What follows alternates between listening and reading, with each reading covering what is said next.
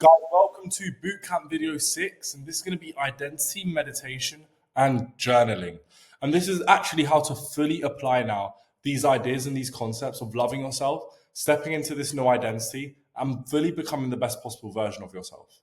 So, when it comes to identity, identity work comes from two separate practices, personally for myself.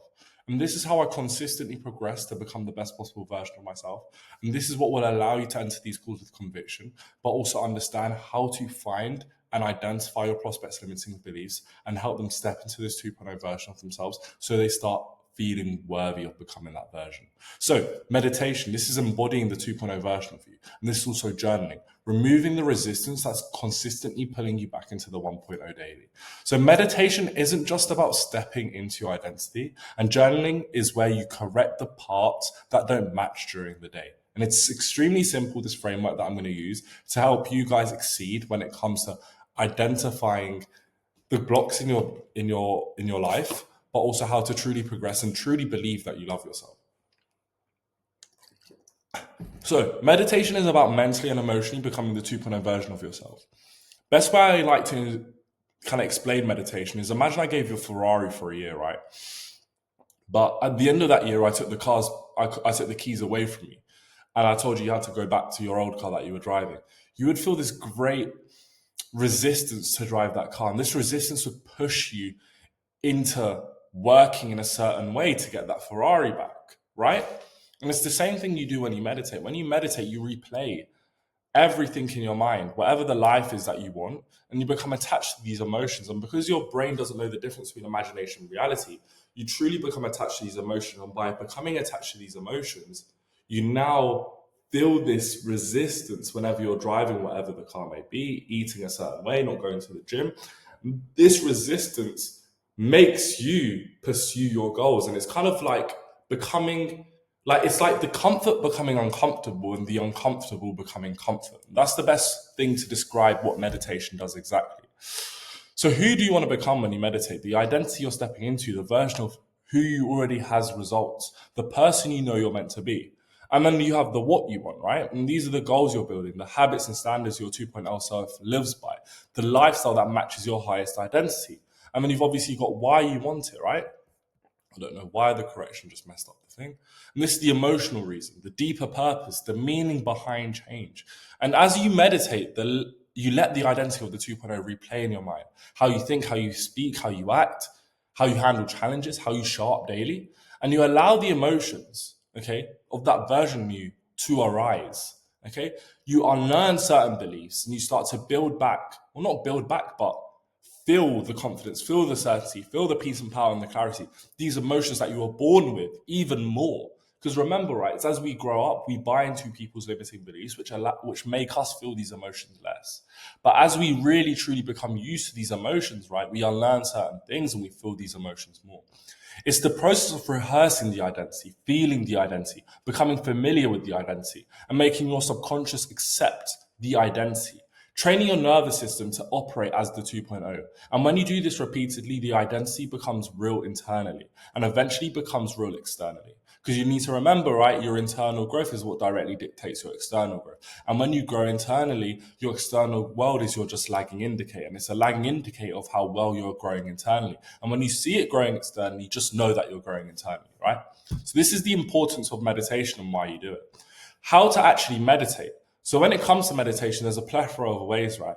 What I like to do is obviously I have my who, what, why sheet. And what I do is I just write, who is this person? So I talk about his identity and I have certain words that resonate with his identity, right? So he's confident, he's this. Then I have what. So what does he actually have in his life? So I'll go over cars, watches, that type of stuff. And I use words that literally trigger emotions and thoughts. Okay, and then I replay those in my head, and then I have my why. Why exactly does he do this? And this is what I replay every single morning to tap into the frequency, to tap into that version of myself, to feel the emotions. So I have this resistance, so that I feel uncomfortable in the comfortable. Okay, that type of thing. Then you have journaling, and journaling allows you to actually remove resistance in your life. So it actually allows you to look at your day, spot where you told yourself you wanted to do one thing but didn't do it, and try and identify the belief behind that. Because obviously, when you tell yourself you want to do one thing but don't do it, that's your subconscious and conscious disalignment.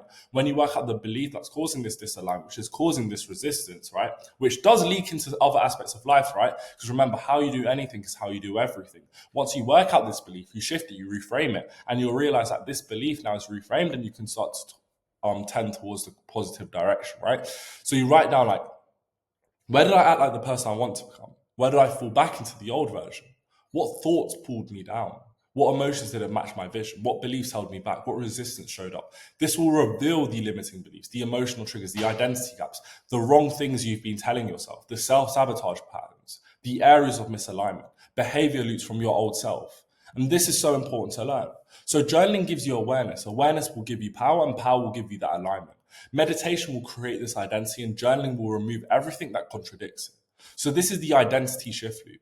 When you meditate, you're stepping into the 2.0. You're feeling emotionally attached to the 2.0.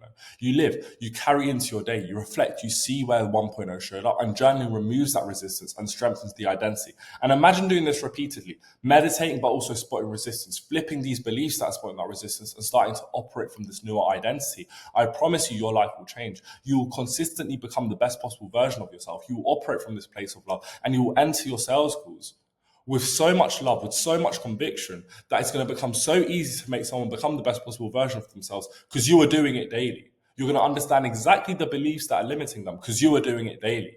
I'm not asking you to obviously make your prospect meditate and journal in the call, but these type of stuff are what allow you to become an extremely good sales rep. So when you combine meditation and journaling, the 2.0 becomes natural. And by you understanding how the 2.0 is natural, by you operating on your sales call from the 2.0 identity, do you not understand how easy it is to make someone else operate from the 2.0?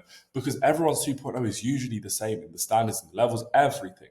Okay? Your discipline will become easy. And discipline, remember, is just alignment between the conscious and subconscious.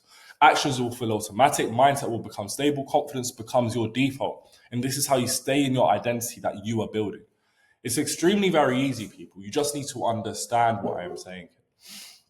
When it comes to journaling, the best thing to do is just have a morning, evening, and afternoon block. So at the end of your morning, you literally write down where were the resistances in my morning and meditate on it. Work out where it was. Then you write it. What belief did this? What belief did this? Why did I wake up late? Okay, I told myself I was tired last night. Why did I tell myself I was tired? Because I had to do loads of work. Okay, why was I tired after loads of work? Why? You'll realize maybe you're telling yourself work is hard, right? You flip this emotion, you'll realize now you're waking up on time. And this is what I mean. Journaling allows you to spot the limiting beliefs, and then meditation allows you to become attached to the 2.0 life so that you have a discomfort in the comfort. And through doing both of these things, your life will massively progress. I'm not going to go into too much detail with meditating because I'm not a meditation guru. I literally just read words that incite ideas, incite images in my head. Once I feel these images, obviously these allow me to come attached to these emotions. But yeah, that's it for this module, and get ready for Bootcamp video 7.